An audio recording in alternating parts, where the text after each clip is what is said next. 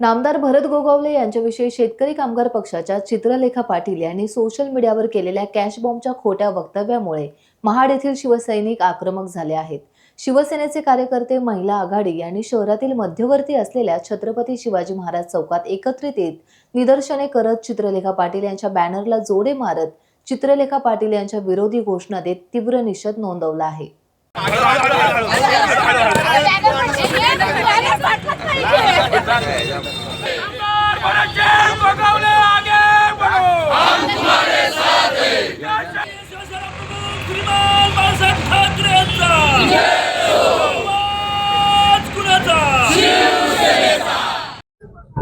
एकंदरीत शेकाप पक्षाच्या चित्रलेखा पाटील यांनी विचित्रपणे ज्या पद्धतीने नामदार भरत गोगावलेंवरती जे बेताल वक्तव्य केलेलं आहे त्याचा पहिल्यांदा शिवसेना पक्षाच्या वतीने मी जाहीरपणे निषेध करते।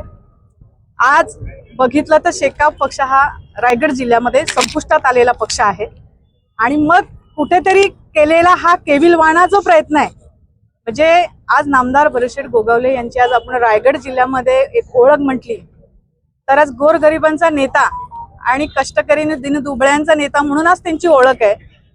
आणि मग ते कुठेतरी आता आज झालेला विधानसभेला असणारा जो काही पराभव आहे किंवा इतर काही गोष्टी आहेत की आज पक्षाला लागलेली गळती आहे, या सगळ्या गोष्टी समोर दिसल्यामुळे केवळ आपला पक्ष वाचवण्यासाठी केलेला हा केविलवाणा प्रयत्न आहे, त्याचा आम्ही जाहीरपणे निषेध करतोय।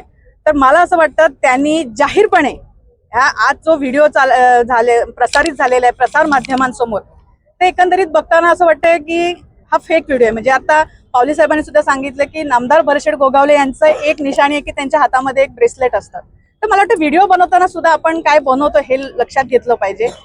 एखाद्या लहान मुलाला सुद्धा कळेल तो व्हिडिओ कसा फेक आहे आणि म्हणून मला वाटतं त्यांनी जाहीरपणे या सगळ्या गोष्टीची माफी मागावी, नाहीतर मग अब्रू नुकसानीच्या दावेला सामोरं जावं। आपल्या सर्वांना माहिती आहे की रडीचा डाव सुरू झालेला आहे।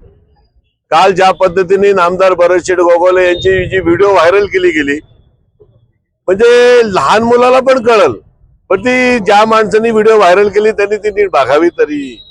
ती व्हिडिओ व्हायरल करताना भरत गोगावलेंची मुळामध्ये पूर्ण महाराष्ट्रामध्ये जी ओळख आहे ती ओळख काय की त्यांच्या हातातलं सोन्याचं कडक।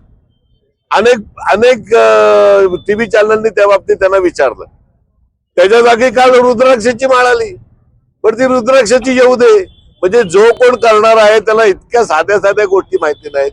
ज्या वेळेला तो व्हिडिओचा शेवट झाला, क्लिअर कट तो लहान पोरगा दिसतोय त्याच्यात, म्हणजे तुम्ही एखाद्याच्या बद्दल इतकी वाईट पद्धतीने बदनामी करायची हा निश्चितपणे निंदनीय नाही।